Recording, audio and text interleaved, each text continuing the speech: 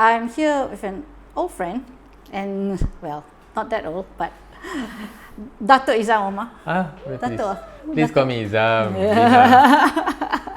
So Izham and I, we know each other for a long time, and finally we're having a baby together.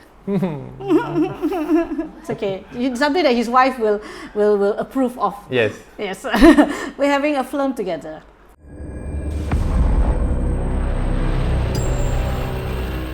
Yes. Finally. Very excited. Very excited. Yes. Yeah, we're co-producing a film together, and actually I'm very excited. And actually, it's the first time for us after many years. I mean, we took a hiatus for about, I think, 7 years to actually do a film for the big screen. And I think this is your first full production for Komet, right? For Komet, yes. Yeah. First ever full production. Well, I wouldn't even say it's a full production because it's handled by you guys. Well, so we're kind of just working with you lah. No, it's actually like quite a true blue. Yeah. I mean, in the sense of the spirit of co-production, I totally believe in collaborations, and this has been so far one of the really fun collaborations. I think on the level of like the first, it was the script lah. Yeah. Like why did you all come in? Right. How we started, we'll answer ourselves. Yeah. Actually, you guys called us. Well, the script was something that was circulating in Mina Prima for the longest time, and you would know Ayu, right, from Primeworks 10. I pitched it 2019, I think. Yeah. And she really loved it. She hung on to it. Of course, at that time, 2020, and I moved on to Disney. Yeah. And then she moved on to Disney, and she kept saying, "Let's do this." And then I left Disney, and then she left Disney. She went back to Media Prima, and I started Komet. And then when I got her into Komet, she says, "You know what? We really got to do this." So, I mean, it's her tenacity lah. But then when I read the script, I was like, "This is it. This is wow! What a well-told story." Oh, you belum read the script before that? I knew about it. No, I read it once, but I read it again after. The new draft. I read the old okay draft. Slightly we made some slight changes to it. And I thought this was a really nice movie, nice story. But then when I knew it was Fizi, because we loved the whole Songlap, Kami, and it was you guys when we did Kami together. Remember Kami the series? Yeah, we did Kami the movie. Yeah. I mean, Kami the whole movie, the series would not have happened if there was no 8TV. I mean, seriously, because in our mind that time we always conceptualized it as it was supposed to be a film first. A TV series first and then a film, because the director and the writer was like first time. Tak pernah ever directed a long form except for maybe music videos. Right. They were music people. You're a music person. Actually, I mean, music to me, when I start a lot of shows also, I always think of music. I have to think of a song that represents the film. Yeah, so I think it's just like the stars align. Well, we wanted to do at 8TV at that time. We wanted to do something music related. Obviously, we had a lot of music. We had like the Shout Awards. We did Malaysian Idol. And then we did the hip hop show called the Hip Hopping Asia. Right. That was very music. A lot of stuff. But we've always wanted to do a series, like scripted series about the underground scene, about the independent scene. Last time they called it alternative, remember? Nobody calls it alternative anymore. But when nobody calls it independent anymore too. Yeah, indie. Yeah. I mean, when you started Positive Tone, what it's called? It's a company, but your artists were what you call indie artists? Well, no, you wasn't. Actually, the thing is, we had indie flavor, but we were targeted squarely towards trying to move the mainstream. Yeah. Everybody thought we were an indie label. I said, no, I'm not. I'm an indie label, but from the artists that I signed. But I always make sure the artists that we signed had a chance to cross over, because if you're indie for indie, I mean, you always have a small market, and you're not really progressing music to everybody. That's so funny, because when I started making films, I was commercials and TV, then I went to films. I started in some way similar, because I was supporting all these indie filmmakers, Yu Hang, James Lee, and they made their indie film, and I look at it like, okay, maybe 10 people, 20 people. I know. But at some point, you need to figure out the business of making films, because it's not a cheap process. You can't sustain it if you just make it for 10,000, 20,000 and a really indie budget. You need to pay the bill. Let's be realistic about it. And for a business to thrive, show business, now you're in it. I mean, you've been in it, but you've always been on the other side as a, big company, media Prima. And then of course you had Positive Tone. So that was your entrepreneur type. But let's face it, how do you then make good films or good music and make it mass? How? Well, that's the thing. First of all, for me anyway, your heart direction dia kena betul lah. You have to have the right direction. It's never about making money for money's sake. It's never about the mountain is money. It's actually going to the mountain. You need money, right? Okay, mountain is your goal, right? Whatever your goal is, be happiness, I don't know. But your money is the river that takes your boat to the mountain. The more money you have, the faster your boat goes. The less money you have, the slower your boat goes. You have no money, you can still walk to the mountain, right? You can, right? So never think money is your goal. Money is the way to get to your goal. So when I have that direction, I realize that I need to figure out how to be profitable so that I can keep building a better boat. It's never profitable, so I put money in my pocket. So it's like, okay, now I made this album, it's gonna make money, and then make more albums. Progress. Now, how to make an indie artist more commercial without losing who they are? And that was OAG, our first artist OAG. We went to see a lot of bands, we heard a lot of demos, but when we heard Radi's choruses, and the guy is is a genius. When his chorus was so catchy, all we need to do is, because at the time they were doing these demos that sounded like it's a demo lah. So me and Paul Moss especially, put it together nicely, package it nicely. The sound was very top notch, production quality was high, but it was still Radi and his three chords. Right. And then we said, okay, now what do we do? Then my job was, I got to go knock on every door lah. Radio 4, Radio 1, Radio 2, I sat outside a radio station waiting for the guy to play my CD. You just had to do it. But I was never going for indie radio only or indie people only. Right. You go for mainstream. That one they already have. There were already people ready to buy OAG. But how do I get the Pak Gad or TV3? That was my mass market benchmark. How do I get Pak Gad or TV3 to nyanyi lagu 60CV without losing who OAG is? That was my goal. So I had to put them on music lah, don't know, melody lah. Some of the guys were pretty upset with me. They say, why do you have to do this? We're indie artists. No. You do this for the future of your indie scene. Then you give back money, let it flow, let it grow. I mean, really seriously, we're on the same wavelength, because what you described about that money, especially if you're in the creative industry, money should never be that mountain. It's always the river. And I totally like that analogy, because it's true. For me too, the way I see it, that's why we're having a child together. So women, if you want to get married, you must find the people that have the same wavelength on you, especially on finances. Okay, anyway, back to the back to the story time. It's so back to that. What I wanted to say is that I had the same approach for my movies. So when Golden Ginchu was my first film, some of the indie people I was working with, I think people thought we sold out or something, because we are doing so very, very commercial in some ways and then I had to fund it. Okay, we go into the process of funding. Everything you do, if you want to do a proper film, I think you need money. Like music too, your proper production costs a lot of money. You need to pay people properly. You need to hire the best people, because you want the nicest look, you want the best sound, and I really wanted to make sure that we had a film that could relate. Maybe not. I didn't think of the Pak Gad. I was thinking about my SMK girls in the convent, in the Sekolah Menengah. That was my audience. Like I'm thinking, okay. I mean, I was doing 3R then, right? So I saw how, and I was always thrown to me that my shows are too urban. I could not figure it out for the longest time. And of course, when G&G Golden Ginchu came out, and I was told many times that you're very urban, maybe a bit too ahead. And then when 8TV came out, and I got a call to do going into the series on 8TV, I think it was like, to me, a door that opened, and suddenly, oh my God, I found my tribe. Thank you.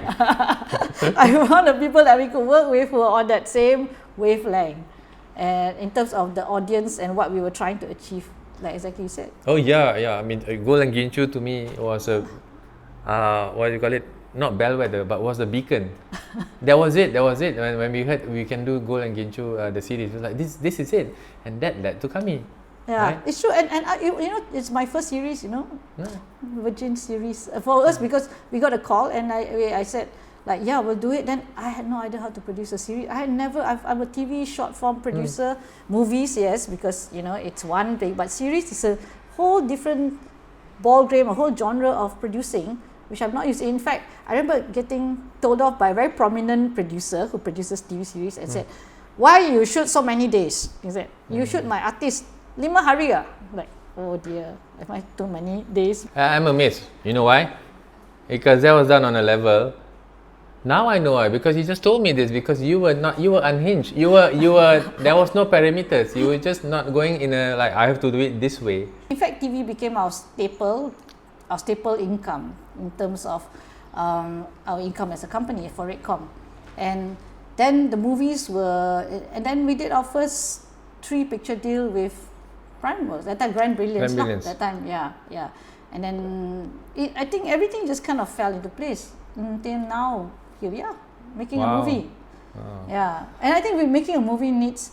I used to read a lot about people who produce and read about independent producers when you're not part of a studio and you're trying to run a business, you're trying to pay your bills, run your cash flow. I mean, one of my biggest producing pains is cash flow. Honestly, all my years of 6 years of running a company, it's always cash flow. I'm lucky I always had a partner to handle that. But now I'm overseeing more and more in terms of the finance side. It's super stressful lah. Cash flow. What's your producing pains? Cash flow. Cash flow too. It's 5 biggest points in producing pains, from producing and also starting a company. The 5 most important things you got to look at: cash flow, cash flow, cash flow, cash flow. Let me guess. Your team. Oh. Because if this doesn't work out, your team's gone. Yeah. Right? So you have to figure out how to get cash in and get in, and it's not easy. Yeah, it's not. And when you shoot a film, you are there 30 days, 35 days. Malaysian budget, okay lah. You're lucky you could do 45 if you really have a lot of money, 2 months. But most average Malaysian films in those days, even I remember the average budget was only, if you can produce it for 1 million, you're considered like that's good, because that's as far as we could stretch, And for 30 days, you try and do everything in that below 30 days, and cash flow is always, because if you hilang one time, like you miss a payment, people get upset. You can't be saying, okay, tomorrow I pay for the food, but you have to eat now. You have to feed 100 crew every day. So these are cash flow. I worry about it every day now. You're right. Last time, maybe previously, I was more. The other people worry about it, But now, because I'm thinking about it every day, I'm like, alamak, tomorrow they need the money. How am I going to get the money, right? So that becomes the art of selling to people who got cash to invest in you. Yeah. Then you have to figure out how do you package something to make it appealing for investors out there to come and see. Because if they say invest in film, that's so scary. That's so volatile. We don't know it's going to work or not, right? And they hear all this, horror stories lah.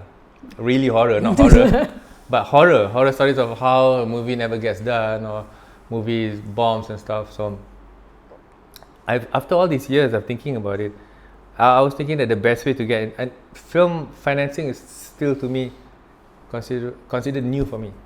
I've always never had to think about it last time because we had the funds ourselves internally. But then I realized now you can't do it internally. You have to do it with a lot of people outside there. Yeah. So in that sense, we have to figure out how to make something palatable to investors. The trick was, and it's not a major secret, is having a portfolio of investment, 4 or 5 at one go. Because then you really, if one fails, you got another 4 to cover, right? Yeah. And if you sell that to investors, and it's not really selling snake oil. It's true. The magic of the slate, as you say, with the average out to make sure that you at least get some sort of ROI. Yeah. And you get to be in films, right? So really, I'm an investor in film. They feel very happy about it. Yeah. Right? But you got to make sure they always give them a good experience. So with that happening, when I started Komet, started looking at various projects around the region. Then I put together a slate and I got investors in. And that's when we started cash flowing ourselves to make sure that it's okay. I mean, when you started, you're quite okay lah. Lucky, luck is always on the producers. I say lucky, but part of it is actually a lot of skill, because when you say it's luck, but actually it's skill, because you got to choose the project. Yeah. So how did you choose your first range of portfolio of projects? First one was a chance meeting with some guy. Can't say his name. Who then said, "Hey, Joko's got a movie." Joko Anwar, who I knew when we were at Disney, because he we commissioned him to do some stuff, right? With Ahmad Izham Omar as the director. So it was a superhero thing called Tira. So I met Joko, and Joko said, "Hey, Pak Izham, yeah, come join us." And here's the thing, right? Everybody can pick movies. Like, if you go with Joko, you go with Scope, you go with this. Go with the surefire big guys who more or less usually get a hit, right? But you can pick, but are you invited to the table or not? So it's more like, yes, anybody can pick, but will they bring you in? Because they might go like, we don't need you. You go on. So especially the big hitters. Yeah. So then you have to kind of say that you can bring something valuable to the table, lah. Whatever it is, network connections, networking, reading, evaluating notes, whatever. Yeah. Right. Yeah. I think if you have that, then they will trust you, and you have to have a face that's trustworthy, lah. You got trustworthy face. I don't know about that. Some guy call me say, "Ini muka jual sayur lah." I was like, "What do you mean muka jual sayur?" Bagus. Maknanya boleh senang jual sayur. So I'm like, okay, I take it as a compliment lah, kan. Yeah, but here's the thing though, when we work in investors, we realize that the more they have with them in their kitty, the less they are worried about the numbers. The more they are worried about you. They're going to invest in you. Yes. You can spew any numbers you want, but can you bring the project over the line? Or are you trustworthy enough? Yeah. So I think the face, for all those bankers watching this, the bankers know, right? You got to really know your customer. Right? You really got to feel, betul ke dia? Trade dia betul ke? It's so true, because the filmmaking, it's like hustling. Sometimes you think about the people who make movies and all that, and then you hear the horror story is really, I hear them and I get scared myself. Like, what? Huh? Movie tu berapa juta? Like, how did that happen? And it is horror. And I think we've been. Firstly, I totally agree. Slate. Because I think the first time we signed a slate with Grand Brilliance at the time. Three picture slate. And that to us worked really well. Our first film we signed we produced, I think it was Songlap was the first one, because this was after the one-off. And then Songlap, followed by Pisau Cukur, followed by Istanbul Aku Datang. The first one, Songlap, was kind of a indie hit. In the sense it was a cult favorite, people love it. We actually broke even. It was we made it for we did 2 point over in the box office. Pisau Cukur again slightly higher, but we also we Pisau Cukur first, then only Songlap, then only Istanbul Aku Datang. We broke even. I think last one Istanbul Aku Datang we made money. So it really made sense how it evens out. Break even one, well, loss kind of didn't really lose lah, but right. When you break even, you feel like macam still lose lah. People want profit, right? You do. So I think Primeworks at the time, Grand Brilliance at the time, was very happy. We were very happy that partnership, and that taught me also, you make your film to make your next film. You therefore true. You need to put everything you can. You cannot cut corners. Cutting corners is like in business, no. And the art of creative business to me is about not cutting corners. You are given that 1 million to make a film. You make sure you use that 1 million for everything you can see on screen. You don't like, okay lah, buy a prop and you use it later. You don't. Yeah. It's just integrity, and then you must make sure that, because I can watch a film and I can tell you how much it costs. It's as bad because it's 25 years of producing, right? Of course. I look at it like, oh my god, budget. And then you watch now lah, Indonesian Netflix film, banyak budgetnya, cry. I cry lah. But then again, budget, no matter what the cost is, right? The film, does it move you or not? Or does it move the intended audience that wants to move? Yeah. Yeah. It's so What's our audience? that's the thing.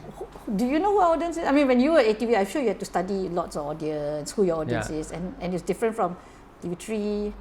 Now the thing is, when I was in the music industry, I had no access to data. Our data was jumping up and down in the mosh pit. That's our data. And listening to what people were saying, right? Which is very good actually. Yeah. So I did not know that a lot of things. So when I went to Media Prima and I saw the data that was presented, I was just amazed. I just okay. For example, American Idol had 100,000 viewers, right? Malaysian Idol 1 million. Production cost was a tenth of the American Idol, right? Then I saw what Desperate Housewives were doing, not a lot, versus the 7 p.m. drama. Yeah.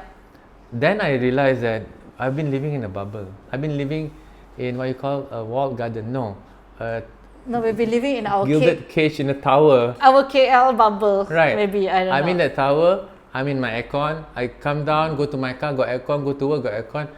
Totally oblivious to the market around me. Then I realized as I walked around at the time, I decided to walk around.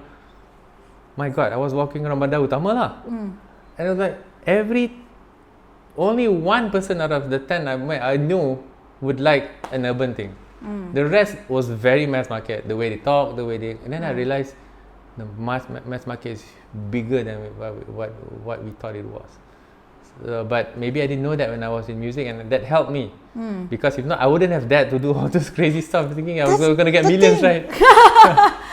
Then that's why I was not struggling. I was looking and searching in ATV. What can I do to drag more of this urban style into the mass? Because I think that's the only way that society can at least, taste do not regress, right? When you taste something new, you don't go backwards. Therefore, everybody keeps going forward, right? Yeah. Like for example, once you buy a Louis Vuitton, you're not gonna look at another brand. You know what I mean? I'm not gonna say other brand. Or why once you tried an EV car, you don't want to go back to a petrol car. It's like once you try something new. So we thought that why not we do something new? So music, we did it, right? I kid you not. First day, I was working at ATV. I got out of my car. I parked near the park guard of TV3, and he was singing Anak Ayam by Too Fat. Seriously? I was like, yay, mission accomplished in music. So now in TV, same thing is how. So we tried the quickie. Remember ATV quickie? Yeah. Try something weird like Jason Lowe's talk show. Yes, I remember that. Jason Lowe's talk show. We went there. Latte. And then you tied in with Starbucks, I think. Starbucks. Then he had a live show. I thought, oh, cool, live. First day, ATV went live. And then before that, when we pre-ATV test, we did 8 hours live of Rock the World. 8 hours a week before we launched. It's crazy. 8 hours. And then that's when we found Kami. And we found Go Like Ginchu, said, this is perfect. This is urban values, but mass market can like. Yeah. So then now the issue is right now in films. Yeah. How do we do that without losing our shit? It's true, because we do tend to live in a bubble. I mean, kita cakap orang putih kan, and I mean, I'm very Peranakan. I'm not very Chinese. In that sense also, I feel I studied locally. You went to Berkeley, I went to USM, but it's, to me, my sentiments are very grounded with local sensibilities. Well, I like watching other shows. I grew up being able to watch all the shows because my mother took me through Indian, Hollywood, Bollywood, Hollywood, Chinese stuff fighting. So I watched everything under the sun. But how do you do? And when you're talking about that, the guards singing. Yeah, Pak Guards singing. To me, I remember when we did Kami. So Uncle Hussein was Uncle Hussein, like this guy came to my office. Also like simple kid office, should listen to the song. I jumped out my seat and like, sign here now. Like, don't give anybody that song. Give me this song for my show. Kami. And he didn't have any plans. Tasik was his name. He said like, yeah, okay. I said, I'll help promote for my show. And then I went to see you in your office. And then played it and you liked it, and the rest of history. But I thought, how are we going to make this song? I don't know whether it's going to get big. Then they played the radio. And I remember going one time to the concert in Hard Rock Cafe. This is before social media. And it could be Planet, I think. Oh, yeah, right. No, the one in Bukit Bintang. Was it Planet? Planet Hollywood. Okay, Bintang Planet.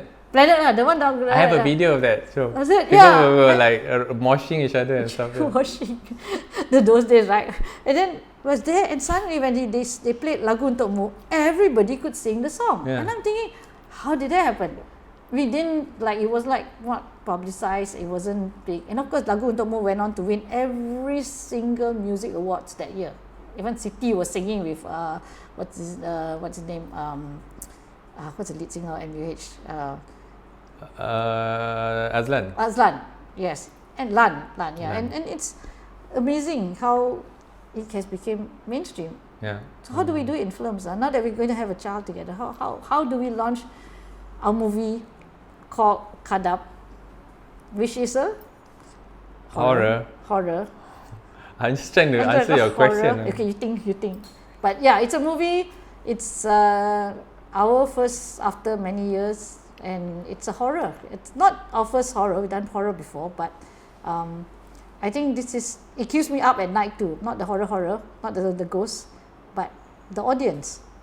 I think I've been quiet a lot because I keep thinking about the audience. Do I know them? Has things changed since I started doing TV? Because TV seems to be non-existent, and even I don't watch as much TV as I should. But horror aside, that story moved all of us because it went right here about how there's no spoilers here, but about how a mom has to do the ultimate sacrifice for her daughter, and that the relationship between a mother and daughter. Of course, there's a horrific element and demon element around that, right? Yeah, correct. What would she do? What would daughter do, right? And I think that is a universal thing. It's true. And the fact that it's a universal thing is something that will reach out, I believe to all the Gen Zs and millennials out there, which make up the bulk of the mass audience or watching audience, right? In a way, I draw parallels to Imaginor. Okay. Yeah, because Imaginor had that tipping point where it reached to Yes, the Gen correct. Zs, Yes, right? yeah, it did. Yeah. So I think if this movie hopefully executed right, it will have that tipping point as well to go like, we got to see this, not because the hantu, right? Not because it's really well done, but because there's a message there that we all really, really feel strongly about. Yeah. But it's kind of true why I mean, I read the script overnight. Next day I called Fizi. I know Fizi so well because of Song Lap and Kami and her struggles, as a writer, as a mom, as a wife, and the daughter also. And when I read it, I understood where the script was coming from. Yeah. It was very much her struggle and her understanding of a woman having to do so many things, left, right, and center, and then thinking she's like, oh my God, am I going mad? It's tough. Yeah. I mean, it's tough. I could never do. I don't have kids, but oh my God, if I had to live with kids on my own, I think I sure pengsan. And then of course, in the movie, she has to face the horror, right? Yeah. But in real life, women do face that horror. It's true. Of society pressure, of these things happening around us, of wayward husbands. How do you then deal with this in real life? So I think that will touch a chord in a lot of people. I think kids to me, if you have to raise kids, you're responsible for somebody's life. A little kid, right? Adult you bring into this world, and I see a lot of mothers, friends of mine who are single, and to me, I just feel so amazed how they sacrifice themselves.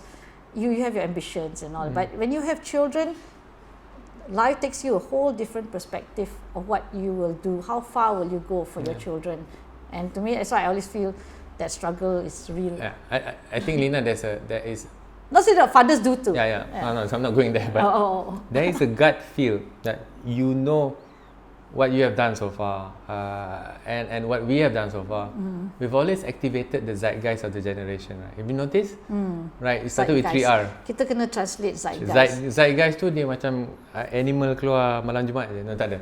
So anyway, zeitgeist means the anthem, the feeling of the generation at that time. Right. You remember 3R when you did it? Right, it caused a lot of, this is what we're all feeling, right? So it's what we all as a group, as a tribe is feeling. Okay, let's go with that, right? Then I did the music also. Yeah. As a tribe, we feel this way, let's all go this way. Yeah. And it was new. I remember listening to OAG at that time. Also, it felt like, oh, this is fresh, this is new. Just watching ATV, I felt also Right. it was new, but then again, Thank you. maybe it related to me. So hopefully it relate to all the other people, you know. So I think there's something deep inside that maybe we haven't unearthed a log line of ourselves, right? That maybe made us attracted us to this project. So are there less of us or more of us? No, now? I think it's more of us. Because I think that there's something in Khadam that we are in love with. You know, that it's not just a story, it's the fact that it represents something. It represents an anthem, it represents a feeling, a zeitgeist, whatever that is.